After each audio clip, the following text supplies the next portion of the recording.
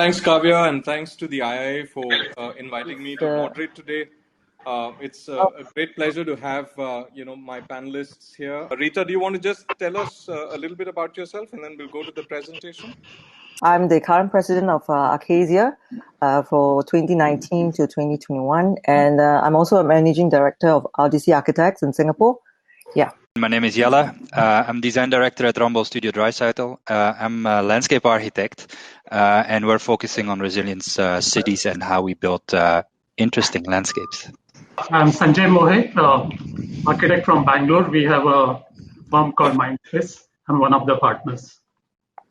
Thank you very much, IIA, for inviting me here. I'm very honored to be here to share with you some thoughts on Transcend. But I understand that while some of you may be familiar with Acacia, many of you younger generations may not be, but and also we have some people logging in. I hope you indulge with me for a while.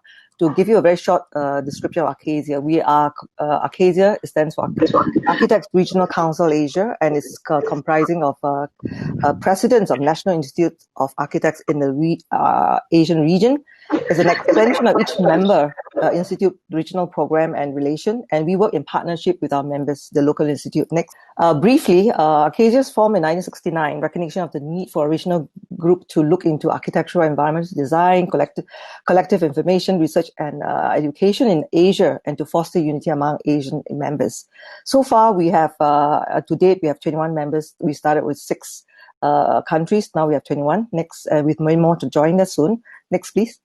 And essentially, we are broken into 3 zones. Zone A, you can see the names for yourself. Zone B and Zone C. Essentially, South Asia, Southeast Asia, and North Asia. When I became a president, I felt that it's important to summarize the work that we want to do. And I think we have got 50 years. Last year, we celebrated our 50th anniversary in Dhaka. And on the shoulders of the giants before me, we all come together and we build upon it. So I like to advocate that in the two years that we have, we could only sow seeds. So sowing seeds together is the motto, the manifesto that I put forth. Next, please. And essentially, move next. Yes.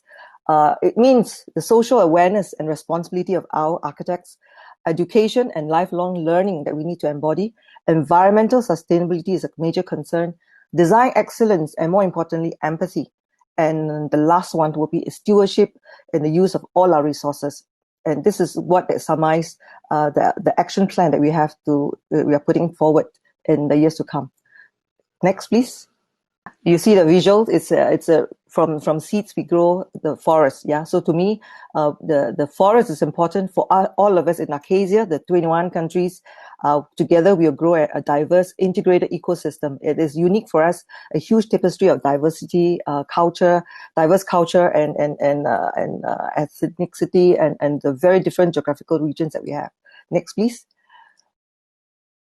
We have continuing concerns that we've been grappling with. Rapid urbanization is one of the concerns that we have with population increase, especially in Asia.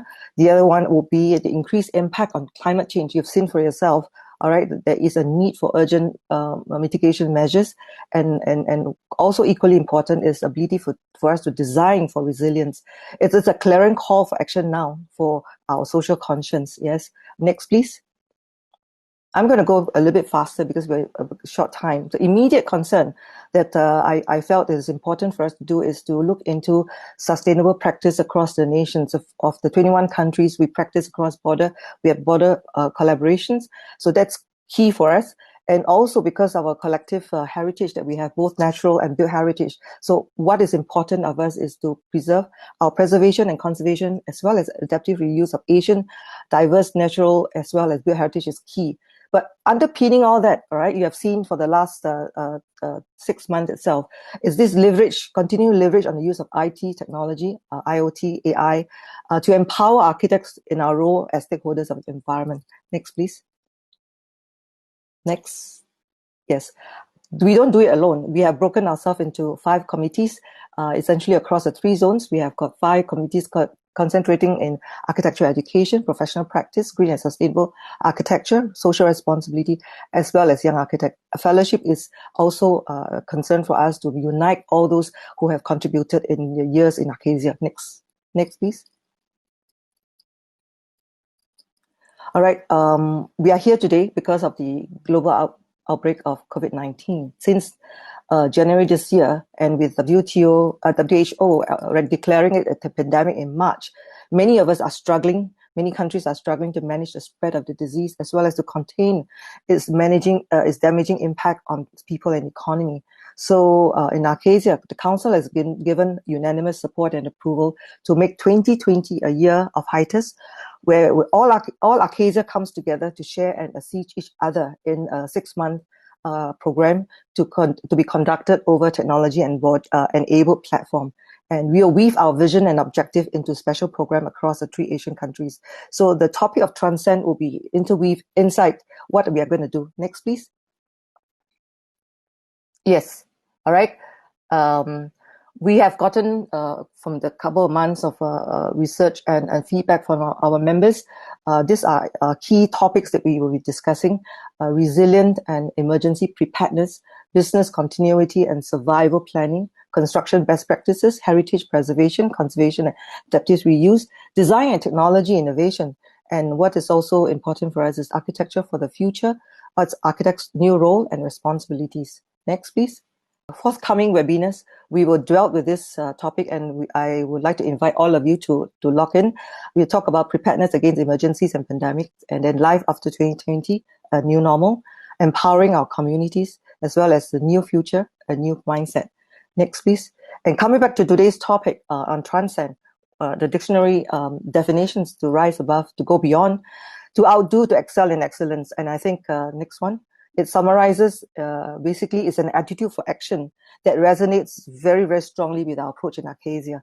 And with that, I would like that you will look out for the activities that we have that has governed my 30 over years of journey as an architect. I mean, these are some of the selected works I have just pulled out. The first 2 on the top is I started with hostel, with we call it postal sorting centers, residential, religious building. What I've not included, it's hospital, healthcare design. But like what BJ asked, what is the thought that affected, or rather give me the courage to, for all these years, is I remembered when I was in the final year, an Irish professor said, do not just give your client what he asked for. Give him something he never imagined he could have. So with that approach, in the way I do design, and also in the way my office practice designing for communities, that kind of governs us. We want to push the boundaries wherever we can, and we want to go beyond and to excel. So on that note, I'd like to thank you once again, IIA, for inviting me, and I look forward to a discussion with the panel. Thank you. I'm a bit of a strange bee in this panel discussion, and I like to be that strange bee because I'm a landscape architect, and as the design director at Trimble Studio Dreisaitl, we stand for creating sustainable societies where people and nature flourish. What we do is we basically take nature-based solutions to solve engineering problems, and we build livable cities with it. And we do that via green-blue infrastructures. So as a landscape architect, we look at the basic materials that we have within the surrounding around us, and we build with that. And we create narratives for fauna and flora to grow in. We solve stormwater management. We look at how we can deal with the rain that falls, in Singapore on an hourly base, sometimes on a daily base. And we see how we can make that gold. But it's nothing to as in, if you don't combine these two with a strong identity for people to get close to, what's the point of doing all of this? If we can't make sure that people get close to the habitat that we're building, or the park that we're building, or the playground that we're building, there's no point of the work that we as architects do. So we think that people are the center of everything that we do, and around us, we need to solve certain problems. I've aligned 5 projects that each of them show a way of how Trimble Studio Dreisaitl and Trimble as an engineering company looks at the issues that are playing on today. So if I may have my first slide of the project, then you'll see Kampung Admiralty. Kampung Admiralty won the World Architecture Prize in 2018. It is an all-in-one village. What does this mean? We know that we're all getting older. And We all want to live longer and longer independently from need and help. We don't want to go to nursing homes, so we want to stay as home-based as possible. At the same moment, we know that when we're in stress or when we don't feel well or we don't feel good in our own being, we dream about nice places. And in many cases, it is a place where nature is very close to. So what we wanted to combine together in the architecture is not only to provide functions and amenities for everybody to live here, but also to create a public landscape that is fully accessible for you and I to enjoy, but that is full and lush with greenery. So it builds up onto the narrative of biophilic design. What you're seeing here is a cascading landscape that is built as a rooftop over a living complex for elderly people between 55 and 95. There's a medical care in it. There's daycare in it. There's a daily get-together space in. There is a hawker center in it, so we can get food in restaurants, and we've got our supermarket all located almost on top of an MRT line. Not only is this building an all-in-one village that basically says all of the amenities you need for the elderly community is here at hand, the landscape is also playing with that. Not only is it green and lush, it is actually a purely vegetated landscape that is full with vegetables, fruits, and flowers, because we want people to be close to what is the need. In a way, it is almost a productive landscape. A productive landscape that is not only productive in the way it creates greenery, but it also creates a lot of habitats. As a reference, there's a park laying next door, and this park, the roof garden, has about 10% more biodiversity than a real park that lays just a kilometer away from this building. The next thing that is important too is this building is actually a saver. May I have one slide back? This landscape is actually also saving a lot of rainwater, because we're collecting with this building about 4.5 million liters of water that we're reusing within the building for irrigation. So the water is also the building is also a stormwater management treatment facility in its own.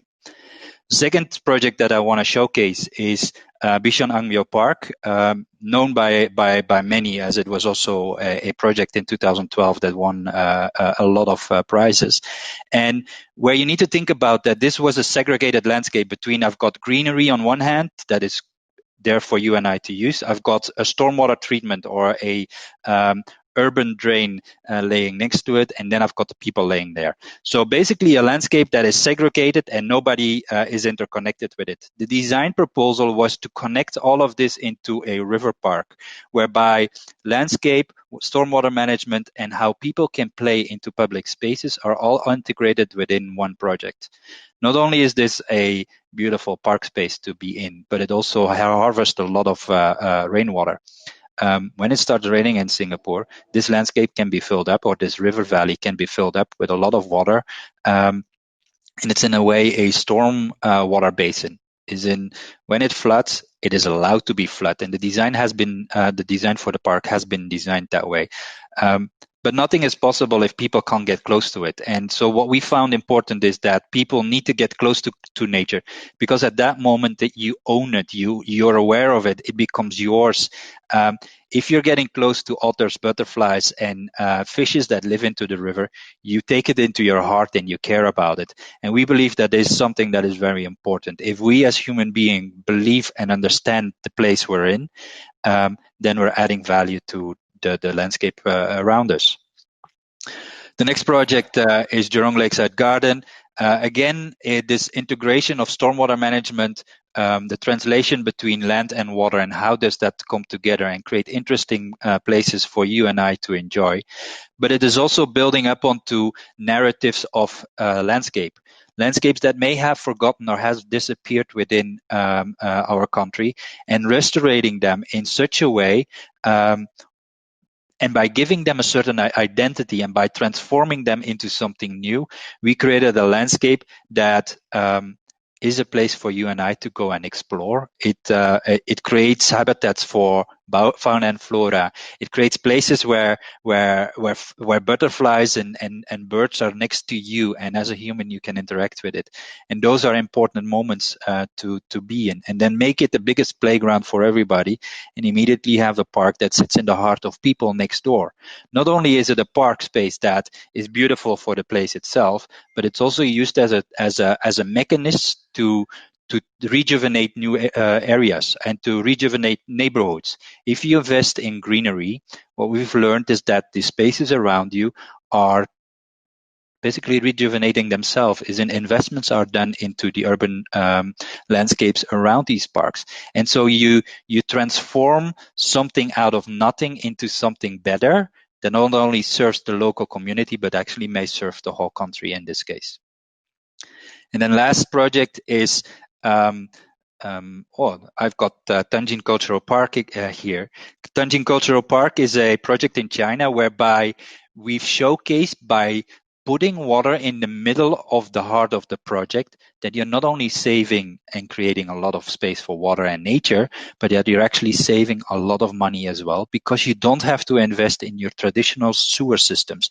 You don't have to put the burden on the rest of the city if you do a full development. This project is handling all of the stormwater within its own heart, and that's the green body or the water body that you see in the middle. And when it starts raining, we put a lot of water into this water body, so we don't have to give it to the city. Where the city floods during major downpours, this landscape survives on its own, is dry, because we can put all the water in the middle of the pond and not dumping that water or that additional water of urbanization into the traditional storm systems, which in most cases are not up for the new developments that we all do. And I believe that the last slide that I've got here is Unicorn. This is a project that we're doing together with Zaha Hadid, architects from London, whereby landscape architects do know what our places are.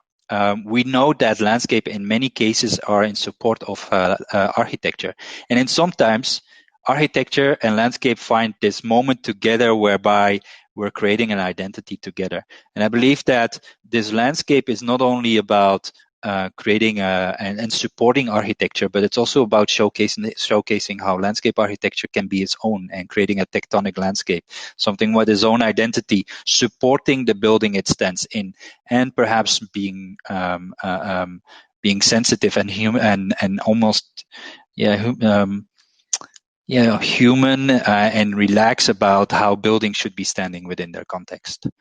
5 slides or 6 slides in this case that showcase some of our work and how we think as landscape architects within the landscape that is provided to us. Thank you everyone for inviting me here to share my thoughts and a little bit of work what we have done from Calcutta. We are practicing from Calcutta for the last 25 years. With about 50 people, and we believe in passive way of working. It is a climate, and we always go for a climate responsive architecture in this tropical climate. Next slide, please. We are passing through an unprecedented phase in our life. This pandemic, this has not been experienced earlier. And it is changing the design perception, the considerations for the design for the future. We can prepare ourselves to design for the future, but what will happen to the existing stocks what we have? Be it a residential, be it a working place, be it a shared areas or the public areas. We have seen how the public areas are being utilized nowadays. There is hardly any people we will find in the public spaces. So how we can use these spaces with a little bit of intervention, the design intervention or change, which will be very suitable for this pandemic period, and this can be made so that it will help us to eradicate this COVID-19 kind of viruses. This situation we have come up with various patterns which are coming up, through this pandemic. We see the halls, where the people will be sitting, or where, in a public places where we are, standing, distancing, a certain gap in maintaining. So next slide, please. For this pandemic, the lockdown has been imposed on us, which is inevitable, and we are keeping ourselves isolated. So that is, affecting our physical health, economic health, mental health. We are mostly in our homes. So homes become very, very important to us in this time. Now, the most important thing is the mental health, because the physical and economic health, that can be, approached, or that can be rectified through some other things. But mental health, for this mental health, our home, plays a very, very important role. The sick building syndrome, we know all, but, we have to get rid of, this sick building syndrome, and we have to nurture our hobbies, so that, we can keep our mental health mind. Next slide, please. For this mental health, the terraces or the balconies, that plays a very, very important role. I am showing this slide which has been completed, say, about, but why I am showing, there is a reason for that. You see, there are a lot of terraces which have been formed on every third floor, which is, viewing, a huge a lake within the city of Calcutta. But our problem was to create this, because this terraces, when it is covered at any level, it comes within the FSI. Now the thing is how you design a terrace or balcony which will not come under terraces. But ultimately, after this project was been sanctioned, before that, we have been able to convince the authority that when it is, with the help of the National Building Code, we have established that this should not be considered in the FSI.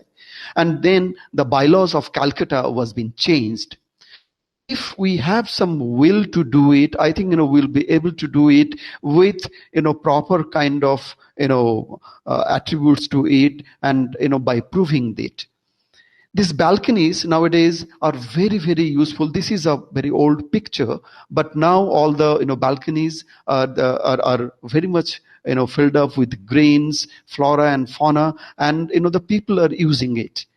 Now, for this situation of this COVID pandemic, the basic important that in most of the cases we are going for, that is the cross ventilation, which is very important. We sometimes, we don't allow the sun to come inside our houses or our place of work. But I think nowadays, how the design should be there and how the orientation should be there, so that the sun come inside. So there is a contradiction. Like, we used to design in a way where the heat gain of the building can be reduced, and in that case, sun was denied.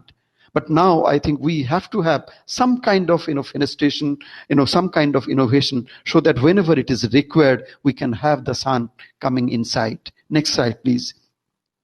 I will explain one project of ours which was completed 4 or 5 years back. It is on the southern suburbs of the Calcutta, and it is meant for the middle income group of people. Here we thought, and our client was also has taken the initiative, that each and every unit should have the cross ventilation, which is the essence of this tropical climate.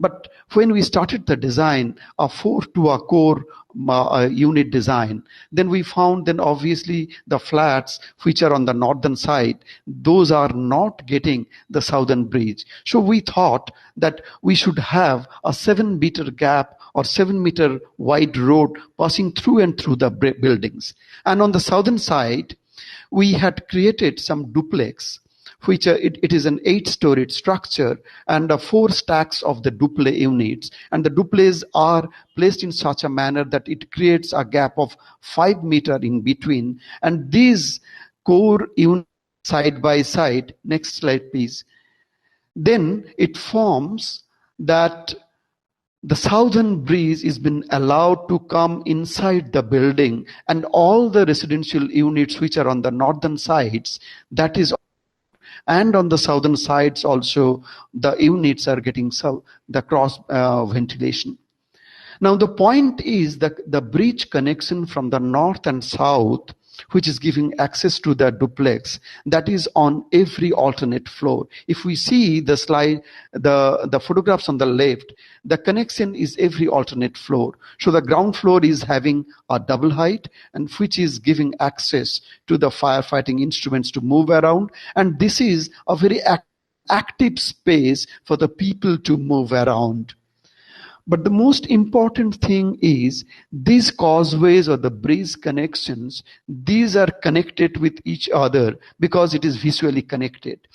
And this corridor is so well ventilated that people mostly use this corridor. And what happens, all the people in this campus are socially become so connected that they are so happy. Another important thing, are socially connected, but simultaneously they are maintaining the social distancing also because it is afar off. When we had designed this, probably we have not thought of this social distancing, but now I think, this design, when we had tried to give the cross ventilation, which is the essence of any patient, the passive architecture, then there will be many byproducts which are always very, very positive for the project. Thank you so much for the patient hearing, and we'll discuss in the next course of time. Thank you. I've chosen just one project to show, which is probably relevant in this kind of situation. And this is a corporate office for Titan. And this was like working with one of the most enlightened clients. And the brief was wonderful. Actually, we were just trying to respond to the brief, and the site is, in the Electronic City next to a lake. Wonderful site, and the brief was to have a nature campus. There's about 6 acres of site with about 4 lakh square feet of built-up area, and they wanted a university kind of environment. Teacher-student kind of a mentorship, which should happen in the office situation. So we were trying to redefine the way future office could be. So their requirement was to have that very close connection between the indoor and outdoor. People should be able to sit under the trees and work and bring water bodies into the campus. So actually, most of the ideas were given by the clients, and we were just trying to respond to that. So we created a kind of a non-building, and having connection from almost every office space onto the terraces. Next, please, Vijay. Now, 2 things were important in this, and especially what kind of feedback we got from the users during this pandemic. And all of them felt very secured in this building. They felt more comfortable, and one of the things they were telling the employees that to come and work, because you won't find a safer place than this to work. Because one thing I told about this connection with outdoor. The second thing was about the air quality within. So we were looking at evaporative cooling, and this is the first time which was tried on such a large scale. And where you have a treated air coming in, and then there is 100% fresh air. And Airtron, which is our air conditioning consultant, they worked with some of the IIT professors from Chennai, and then we did all this simulation. So we have this 3-stage cooling where the entire, in the case of rainy season where the humidity goes up, you can switch on 3rd stage. But so far we have not used that in last 2 years. It is supplemented with fans, which are called HVLS fans, which move at these are almost like 8 feet dia fans. Next, please. So this connection between outdoor and indoor was something which really worked very well during this time.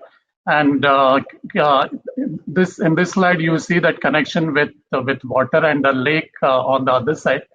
But the same thing when you look at it towards the western side, which we have this longer western side. There we have created a green wall, and the slide on the right side which shows that connection of greenery. So it's not necessary that always you should have these large terraces. In this particular project, we had the chance to use these large terraces, but we can work with the smaller stretches also. So it's almost like 4 to 5 feet wide, extension of the floor, and you have greenery and which filters the light and then controls the temperature within. And especially you realize this during this pandemic when we are sitting at home, that connection with the greenery makes so much of a difference. I mean, this is something which suddenly, makes the entire difference to the quality of life. Next, please. And so basically the office is almost like a veranda. I mean, it's like a glorified veranda. Wherever you sit, you have a connection with the greenery, whether you are on the ground floor, first floor, second floor, or even on the terrace. And you, whenever you want, you take your laptop out, sit under a tree, and have a connection. These atriums also behave like extraction of the air as well as as a light source. So we always made sure that from the window you are never 10 meters away, either from the source of the light from the top or from the edge. Next, please. And this is how the overall building looks like. It's our image was like what you see, this rice terraces in Malnad region, where you have a series of grass platforms and eventually forming a non-building. And you can actually walk on the entire surface of the building. So to create that campus kind of feeling, you can have meetings wherever you want to. You can meet your colleagues. You can walk across the entire building during the lunchtime. And then this is a biolake which is formed, which feels like a visual extension of the lake outside. And this has fish, and it is attracting so many birds, butterflies, and all. And it has created a kind of a small ecosystem of its own. I think that's the last slide. So I'll quickly, I think we're kind of running out of time. So I'll quickly go to what was my second question. And I want each of you to sort of mull over it in the capacities in which you operate, both as academics, as professionals, but also as people who are involved in administrative bodies or in organizational bodies, particularly like Rita and then Batosh. So this is just a reflection on this moment in time, this time of the pandemic, all of the questions that it's raised up. When the Vice President of India opened the Transcend event, he said that this is really a time, it's a time for us. It's a time for us to sort of take on the role to define and to engage in an active way once again with this particular situation. So I want each of you, maybe Rita, you can go first, but just reflecting both on your role as part of Arcasia, but also your role as a professional working in an office. How do you see this time? How do you see this moment? What do you think the directions are for a profession, both in terms of administration, regulation, all of that, but also in terms of design and professional sort of responsibilities? I think that's a very tough question to answer in 1 minute. But I just like to say that it is indeed a wake-up call. This COVID-19 has made us realize a lot of things. Do we need to constantly build? And what do we do in the environment that we occupy? So I think in a nutshell, the Arcasia's attempt to do many things, and I've just summarized for you our way forward. All right, climate change is a major concern for all of us. And how do we then build better, perhaps a lot more integrative in terms of the habitat that we are touching? And I think the major concern that I have is that, do we need to really build and constantly build? Consumption is something we need to question. There are a lot of waste around, the waste even in the construction industry. Do we really need to build a lot of things? And that's also touched on the concerns that we have in Arcasia. Moving ahead, we should look at that the built environment that we have, do we have to knock them all down to rebuild new ones? This need for us to rethink how to repurpose our building. It's one area that we are very keen. And also at the same time, the pandemic actually made all of us, within 2 months, you become IT savvy, right? Many of us resisted going online. It took a long time. But really, I think if we were to move on, I was just joking with my colleagues at Acacia. We have never met so many times, if not for this particular situation that we are in, because we are then connected closer. So having said that, I think there are a lot of things that we could do from a design point of view. Obviously, we need to rethink the various space norm. We talk about safe distancing and all that. The different typology, do we need to build so specific a typology? Or you realize that many of the buildings that can be repurposed to fight the infection is actually all those buildings that has a lot more multiple use. So these are questions that we need to think about. And like Yala just said, green is important. Do we need to really be so specific as to carve up the space? Can we be better, like Sanjay's project, merge with nature? So there are a lot of things that we could do. I mean, just in a very short nutshell, not taking your time. These are really a time whereby we really need to rethink the way we do. And when we open up, I'm sure working from home will play a very important role, even if we pass this pandemic. Yeah. Thanks, I hope I answer your question. Yes, and you also brought up a couple of points. So it just led me to think of Yela's presentation and, of course, his wonderful work.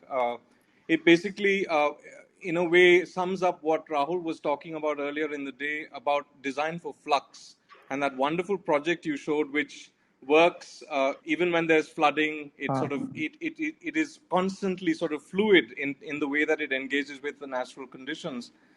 Could you talk a little bit about that, maybe about what you think that flexibility, this idea of repurposing, both in terms of land but also in terms of our habitats? I mean, maybe a quick comment on that, Yala. You're muted. Can you unmute? Yeah. Sorry about that. So yeah, the flexibility in design is something that I think that sits at the base of every design question we actually have as professionals. And it's not only in our design, but Rita, there's one point that I don't agree with you in your earlier statement, is that you've never been so connected. Well, in all honesty, I think there's a lot of colleagues under us that feel disconnected and are in need of being closer to us mentors. I think there's a lot of juniors in this conference here that actually say, well, it's great to hear you all talking about this great landscape architecture or this architecture, but what about us? We're just at the beginning of our design and our career, and we're left alone because we don't have the mentorship that we've been through as many seniors under us. We had the opportunity to grow through time and to have somebody who took it by the hand and saying, this is how you design, or this is how you could think about, this is a vision, this is how you translate it into details. I think many of our juniors don't even know this anymore, and we need to handhold a lot more. And I think I see Rita nodding a lot. I think that's the biggest role that we have as seniors within the studios. We need to mentor our juniors, and we need to make sure that they understand what we're designing on a daily basis and understand the consequences of what we're designing on a daily basis. So on one hand, I agree with the social connectivity, and on the other hand, I disagree with it. Now, to go back to your question about design and flexibility, in many of our projects, we take nature as a base, and nature has a very flexible approach.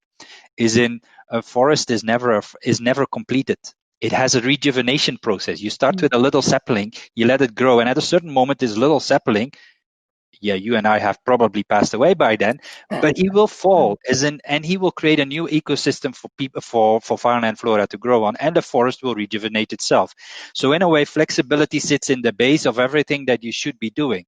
And just taking that as a core identity and taking that as a base actually allows you to design for more sustainable and flexible spaces. In the case of Bishan Park, we've taken that to the extreme, because the question that was posed by the authority PUB and InParks was to give more space to water, and thus we've enlarged the space for water in such a way that when the major downflood comes, as when we had multiple downfloods already, that showcases how the park behaves, the park disappears, but you have safe places to go to, and it's very obvious for everybody to understand that's the safe place where I, as a pedestrian, as a cyclist, as a visitor of this park, can go to. And I know that other places will be filled up with water, but it's designed that way. I think many of us don't understand that anymore, and then post a picture on social media saying the whole park flooded. But the park was designed that way. And I think there's a lot that we have to learn about these kind of moments. People do take pride in the place they live in, the place they visit. And we as architects are just the beginning of a mechanism that allows flexibility. And we need to embrace this, and we need to hold this close to our place and saying, it's not about me. It's not about the way I design. I create something that I give back to the community. And if the community have it in its heart, then we're creating flexibility. Exactly. Can BJ, can I answer that? Just quick one. I think, Yella, I fully agree with you. And with regards to the young ones, in Acacia, we have got the Committee for Young Architects. And we are actually forming mentorship program where the young ones could be mentored. All right. So I think it is connectivity is two ways. So in fact, with social media and all that, I think a lot of the young ones reached out to their senior architects, and exactly what you said, that's where the manifesto for mine, it's sowing seeds. All right, we need to start something, but we know that our time is limited, but you need generations to build upon it, and therefore it becomes a very collective approach that we are undertaking. I just for a record, I love your Bishan Park. It's the buyer's will that it's beautiful. Yeah, thank you very much. Sir, I was just going to say we've been very lucky here in Bangalore to have mentors like you who've shown us the way, and through your work and even, the way you are. So, what Yala says resonates with us, who've grown up, so to speak. That's a big honor, yeah. No, please.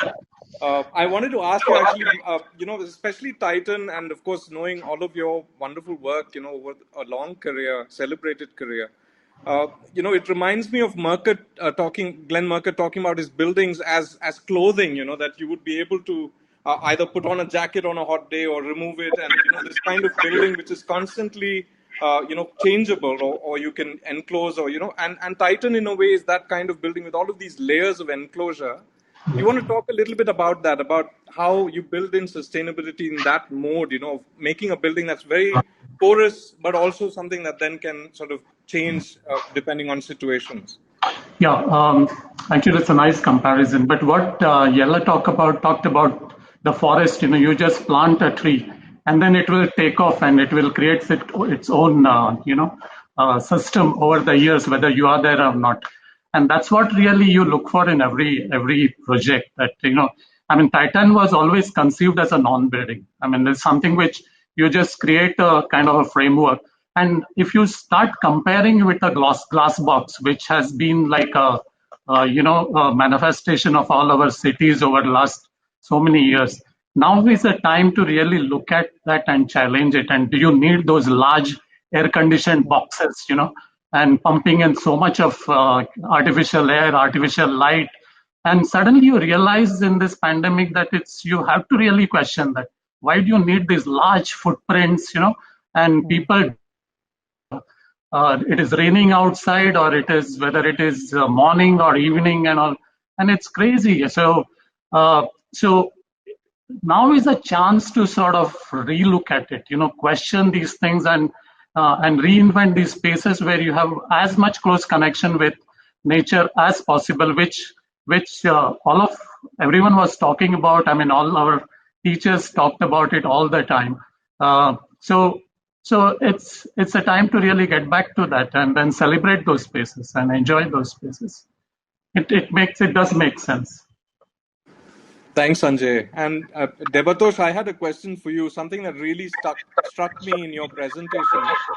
is the idea that the regulations and the way that you interpret these regulations to then achieve, livability and a more sort of humane environment. Could you talk a little bit about that, about, the NBC, the codes, the bylaws, and how one is positioning oneself to have that conversation with the authorities to look at it again, because they're in most cities just blanket regulations across the city. And so how do you engage and how have you done that in the past? I mean, how do you get into that conversation? Yes, Vijay, I will start with a common, attitude of our client. Most of our client, sometimes they don't want to have the balconies, because in many cases the ultimate buyers, they also convert those balconies to their livable areas or something like that. Now the point is, when they are including that balconies, and when it is coming within the FSI, that means the developer is spending on that. So if in the bylaws, if it can be introduced that all the balconies will be out of, it will not be a problem for the developers or the clients. In that case, there will be no cost of FSI on the balconies part. And in that case, balconies will be there, and there should be some legislation that in this kind of climate, that balconies should be there, because it has got immense potential and immense implications on the mental health of the people who are staying there. The slide we have shown, there we have proposed terraces, huge terraces facing a huge lake, and that is in every 3 floors. Otherwise, it is changing the locations. Now, ultimately, it is covered at the 3rd floor level. So we a very tough time with the authorities, because they were saying it should come from the FSI, and in that case, the developer was unable to accept that. Then just he was saying, just get rid of this terraces. We had taken the advantage of the National Building Code, that how much extension or the cantilever projection should be there, so that the light and ventilation below it should not be compromised. Then it should not be counted with. Ultimately, after this project was sanctioned, we are very fortunate that the Calcutta Municipal Corporation, they had changed the rule. Another point I want to mention, we are mostly in the residential segments which are mentioned here. It is related to the residential. In the residential housing, we design the core so tight that sometimes there is hardly any natural light and ventilation. This should be also excluded from the FSI. And in that case, the designers should think for a lavish or well-ventilated core spaces, so that it is much better for this pandemic situation. I think all these points that needs to be addressed. Well, I think we're kind of out of time. We've not been able to really have a conversation between everybody, but thanks for all of the ideas.